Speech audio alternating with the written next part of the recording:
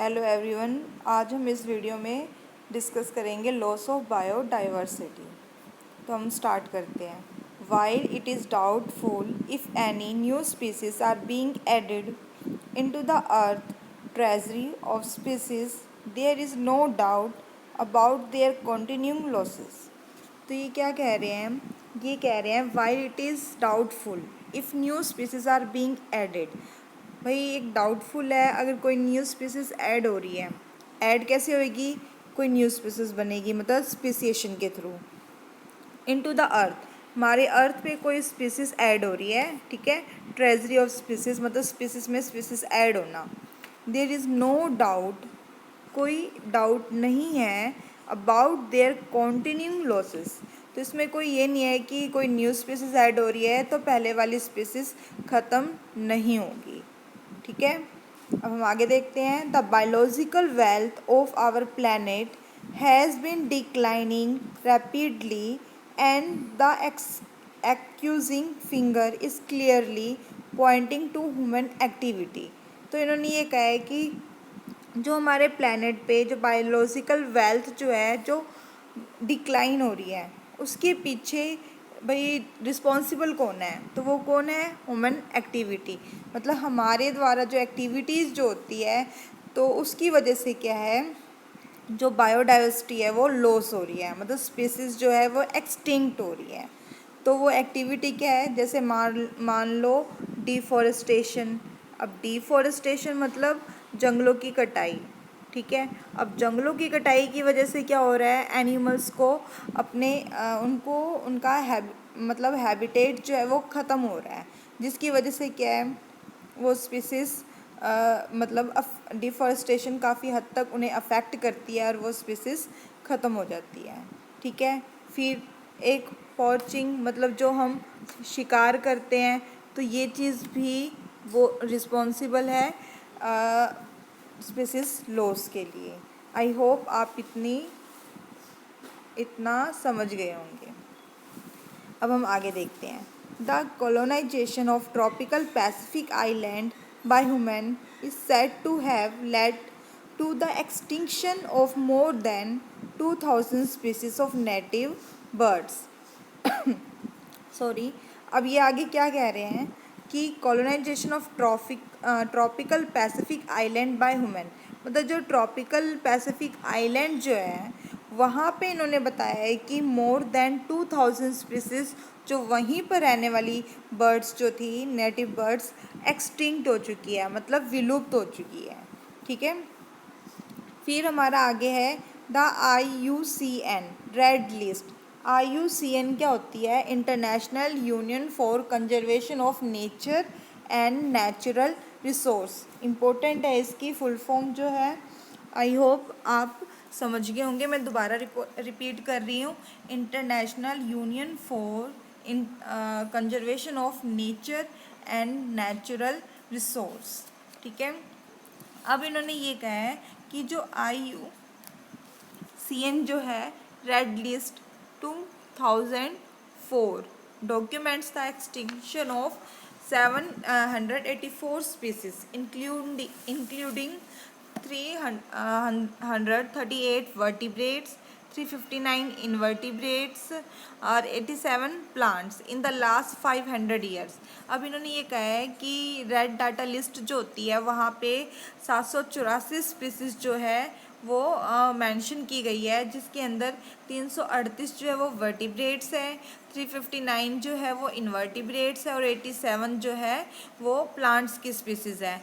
कब? In the last 500 year, 500 साल। जब हमने देखा इन 500 सालों में इतनी स्पीसीज एक्सटिंक्ट हो चुकी है, ठीक है। Some example of recent extinction including, अब कुछ एग्जाम्पल ऐसे हैं जो अभी एक्सटिंक्ट हुए हैं, तो वो कौन से हैं? डोडो मॉरिशस की स्पीसीज़ है, क्वागा अफ्रीका की थी, thylacine Australia, Steller's sea cow Russia. बहुत ही इंपॉर्टेंट है ये एग्जाम्पल, और कहाँ की ये स्पीसीज़ थी? दोनों, ठीक है। तो ये आपके भाई पेपर में आ सकते हैं, अच्छी तरह से ध्यान से याद करिए, रखिएगा इसे।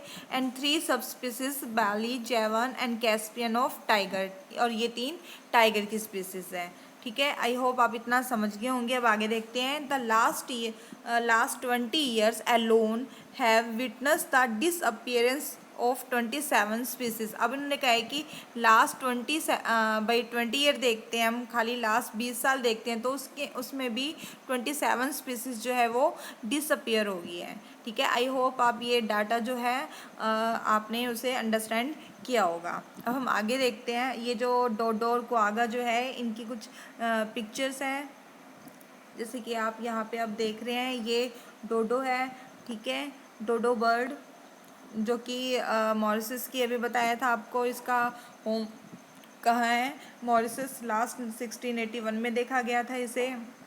फिर उसके बाद ये क्वागा है, जैब्रा की तरह थोड़ा सा दिखाई देता है, जैसे जैब्रा में धारियाँ होती है तो वैसे ही इनमें लाइंस दिखाई दे रही है।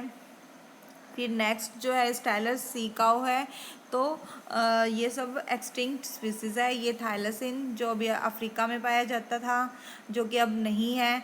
जावा टाइगर जो कि एक्सटिंक्ट हो चुका है, और ये कैस्पियन टाइगर। तो इन सब के भाई एक्सटिंक्शन का कारण यही है, डिफॉरेस्टेशन और पॉचिंग। मतलब हम शिकार करते हैं उनकी, और हम शिकार करते हैं मतलब खाने के लिए, और जो स्किन जो होती है उनके लिए। तो और हम उनका घर भी ख़त्म करते जा रहे हैं, मतलब जंगल को ख़त्म करके हम उन्हें भाई एग्रीकल्चर में या फैक्ट्राइजेशन कर रहे हैं। तो ये सब रिस्पॉन्सिबल है इन स्पीसीज़ के ख़त्म होने की। ठीक है, आई होप आप इतना अंडरस्टैंड आपने किया होगा, समझ गए होंगे। हम आगे देखते हैं। Shows that extinction across taxa are not random. Some groups like amphibians appear to be more vulnerable to extinction. अब इन्होंने कहा है कि एम्फीबियंस जो है भाई, इन्होंने ये कहा है कि कोई भी चीज़ जो है एक्सटिंक्ट जो हो रही है, ख़त्म जो हो रही है, वो एकदम से नहीं, धीरे धीरे पहले वो ख़त्म होने के कगार पे आती है, और फिर उसके बाद क्या है, बिल्कुल एक्सटिंक्ट हो जाती है। तो यही एक एग्जाम्पल लिया इन्होंने एम्फीबियंस का। ठीक है, more vulnerable to extinction sorry, extinct होने के कगार पे है, वो खतरे में है। Adding to the grim scenario of extinction is in fact that more than 15,500 species worldwide are facing the threat of extinction. तो अब ये कहना चाहते हैं कि हम भाई कितनी स्पीसीज और जो है जिन्हें भाई विलुप्त होने की कगार पे है, जो खतरे में है। ठीक है, तो वो कितने स्पीसीज है, 15,500 स्पीसीज जो कि फेस कर रही है, भाई वो ख़त्म हो सकती है अगर उनको भी नहीं बचाया गया तो। Presently 12% of all bird species, 23% of all mammal species, 32% all amphibian species and 31% of all gymnosperm species in the world face the threat to extinction. मतलब 12% जो है बर्ड की, 23% मैमल्स, 32% एम्फीबियंस और 31% जो है जिम्नोस्पर्म स्पीसीज खतरे में है। ठीक है, आई होप आप ये समझ गए होंगे। अब हम आगे देखते हैं। From the study of the history of life on earth through fossils record. अब ये कह रहे हैं, अगर हम फॉसिल्स रिकॉर्ड देखते हैं, ठीक है, history of life, we learn that large scale loss of species like the one we are currently witness have also happened earlier even before humans appeared on the scene. तो इन्होंने कहा है कि जैसे कि भाई जो एक बड़े पैमाने पर स्पीसीज़ जो है वो ख़त्म हो रही है, यहाँ तक कि हम उनके विटनेस हैं। ठीक है, भाई हमारे सामने ही वो स्पीसीज़ जो है ख़त्म होती जा रही है। ठीक है, even before human appeared on the scene. भाई कुछ स्पीसीज जो थी हमारे भाई अपीयर होने से पहले भी ख़त्म हुई है, और कुछ स्पीसीज जो है हमारे होने के बाद ख़त्म हुई है। मतलब पहले जो थे इतनी तेज़ी से स्पीसीज ख़त्म नहीं हो रही थी, एक्सटिंक्ट नहीं हो रही थी, बट ह्यूमन एक्टिविटी के बढ़ने की वजह से क्या है, वो स्पीसीज जल्दी जल्दी मतलब एक एक बड़े पैमाने में लॉस ख़त्म हो रही है। ठीक है, एक्सटिंक्ट हो रही है। ड्यूरिंग द लॉन्ग पीरियड भाई more than 3 billion years Since the origin and diversification of life on Earth, there were 5 episodes of mass extinction of species. अब इन्होंने कहा है कि जो लॉन्ग पीरियड ऑफ भाई टाइम लिया है इन्होंने, और उसमें कहा है कि भाई 5 एपिसोड है मास एक्सटिंक्शन के, ठीक है। मतलब जैसे कैसे पहले ख़त्म होना भाई उन स्पीसीज़ का धीरे धीरे विलुप्त होना, और अब क्या हो रहा है भाई जो नंबर ऑफ़ स्पीसीज़ जो है इंक्रीजिंग ऑर्डर में हो रही है, मतलब अचानक से भाई अर्थ से भाई ह्यूमन एक्टिविटी की वजह से वो एक्सटिंक्ट हो रही है, गायब हो रही है, ठीक है। तो how is the 6th extinction present in progress different from previous episode. अब इन्होंने कहा है कि ये जो 6th एक्सटिंक्शन जो है वो अब मतलब पहले वाले एपिसोड से अलग कैसे है, ठीक है। मतलब जो पहले जो स्पीसीज़ ख़त्म हुई थी और जो अब जो स्पीसीज़ लॉस्ट हो रही है उनमें डिफरेंस क्या है। तो उनमें डिफरेंस जो है वो यही है कि ह्यूमन पॉपुलेशन, भाई ह्यूमन पॉपुलेशन की वजह से जो स्पीसीज़ जो है वो ख़त्म होती जा रही है, ठीक है। अब ह्यूमन पॉपुलेशन की वजह से कैसे, मान लो सेटलमेंट, अब उनको सेटल होना है, तो सेटल होने के लिए वो क्या है, वो घर वगैरह बनाएंगे, तो क्या करेंगे, जंगल की सफाई करेंगे। और ओवर एक्सप्लॉयटेशन, मतलब हम को जो इंसान जो है वो ओवर एक्सप्लॉयट कर रहा है, मतलब जितनी उनको ज़रूरत है उससे ज़्यादा कर रहे हैं, ठीक है। मतलब उनकी नीड जो है वो किस में कन्वर्ट हो चुकी है, ग्रीड में, ठीक है।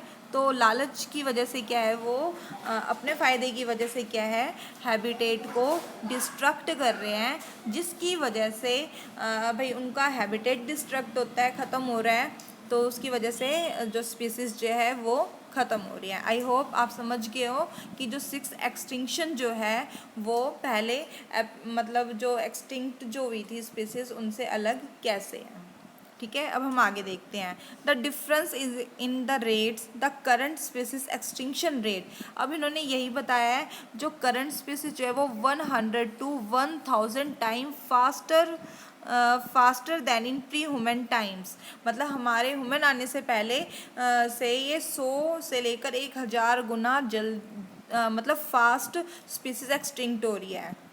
And our activities are responsible, अभी आपको जैसे बताया था कि हमारी एक्टिविटी जो है इस फास्टर रेट को मतलब रेट को फास्ट करने में रोल प्ले करती है। आई होप आप इतना समझ गए होंगे। अब हम आगे देखते हैं। Ecologists warn that if the present trend continue, nearly half of all the species on Earth might be wiped out, extinct within the next 100 years. Ecologist warn करना चाहते हैं, मतलब चेतावनी दे रहे हैं, अगर ऐसे ही कंटिन्यू स्पीसीज ख़त्म होती जाएगी तो क्या है, अगले 100 साल तक सभी के सभी स्पीसीज ख़त्म हो जाएंगी। हम सिर्फ ये एक पिक्चर के थ्रू ही, जैसे अभी आपने डोडो और थाइलसिन और क्वागा को देखा था, वैसे ही हमारे आगे आने वाली जनरेशन जो है वो उन्हें पिक्चर में ही देख पाएंगी, ठीक है, रियल में नहीं देख पाएंगी।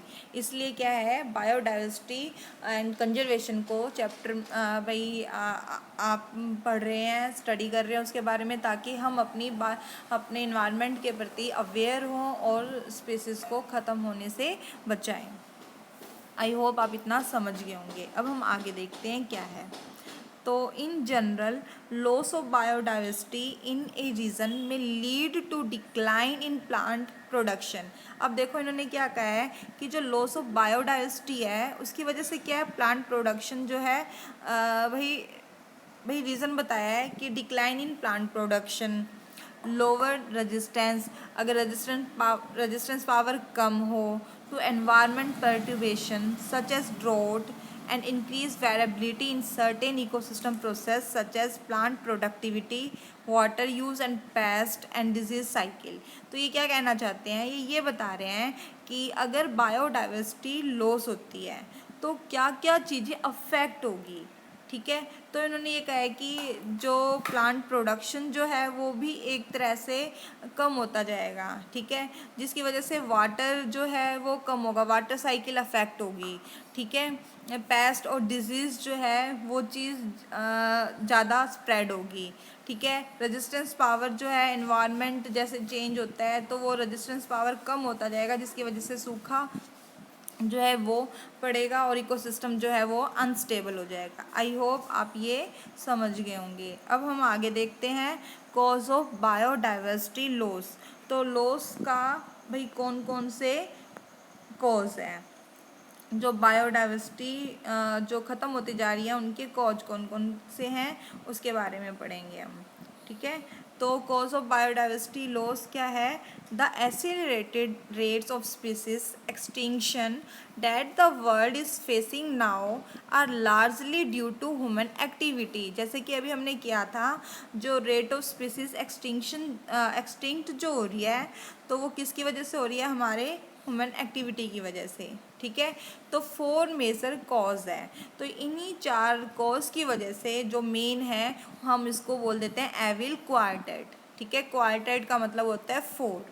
द एविल क्वार्टेट जो है उसको आगे डिस्क्राइब किया गया है। ठीक है, तो फर्स्ट क्या है? Habitat loss and fragmentation. तो हैबिटेट लॉस में क्या होगा? उनके रहने का स्थान खत्म होता जा रहा है, हम लैंड को फ्रेगमेंट कर रहे हैं। ठीक है, अपने फ़ायदे के लिए। This is the most important cause driving animals and plants to extinction. देखो क्या बोला इन्होंने, मोस्ट इम्पोर्टेंट, मतलब बहुत ही इम्पोर्टेंट रोल प्ले कर रहा है एनिमल्स और प्लांट्स के एक्सटिंक्ट होने में। ठीक है, the most dramatic example of habitat loss come from tropical rain forest. तो इन्होंने ये एक एग्जाम्पल लिया है हैबिटेट लॉस का। वो कहाँ पे लिया है इन्होंने, कहाँ का एग्जाम्पल लिया है? ट्रॉपिकल रेन फॉरेस्ट का। ठीक है, once covering more than 14% of the earth land surface, these rain forest now cover no more than 6%। अब इन्होंने ये कहा है कि पहले जो अर्थ जो कवर कर रहा था वो कितना था? 40%। अब क्या है? 6% से भी ज़्यादा नहीं है। ठीक है, आई होप आप इतना समझ गए होंगे। अब हम आगे देखते हैं, they are being destroyed fast. तो उन्होंने ये कहा है कि ये क्या है? जल्दी जल्दी डिस्ट्रॉय होते जा रहे हैं। By the time you finish reading this chapter 1000 more hectare of rain forest would have been lost. क्या कहा इन्होंने? 1000 जो है हेक्टेयर रेन फॉरेस्ट का ख़त्म होता जा रहा है। ठीक है, द अमेज़न रेन फॉरेस्ट। ठीक है, इसे हम क्या कहते हैं भाई? लंग्स ऑफ द प्लैनेट बोलते हैं। क्यों बोलते हैं? क्योंकि यहाँ पे बहुत ज़्यादा अमाउंट में जो प्लांट जो है, स्पीसीज जो है पाई जाती है, इस वजह से हमसे लंग्स ऑफ द प्लैनेट बोलते हैं। ठीक है, harbouring probably millions of species is being cut. अब वहाँ उसे हम लंग्स ऑफ प्लैनेट बोलते हैं। वहाँ पर भी क्या है? बहुत सारी मिलियंस में जो स्पीसीज है वो हम उसे कट कर रहे हैं, क्लियर कर रहे हैं, मतलब साफ कर रहे हैं। क्यों कर रहे हैं? फॉर कल्टिवेटिंग सोयाबीन्स और for conversion to grassland for raising beef cattle. मतलब हम अपने फ़ायदे के लिए हम उसको यूज़ कर रहे हैं, हम सोयाबीन को कल्टिवेट कर रहे हैं। देखो, सोयाबीन से पहले वहाँ पे जो जंगल थे वहाँ पे बहुत सारे टाइप के प्लांट्स थे। ठीक है, अलग अलग टाइप के। अब वो अलग अलग जो प्लांट की वैरायटी जो है तो वो क्या होती जा रही है? वो ख़त्म होती जा रही है।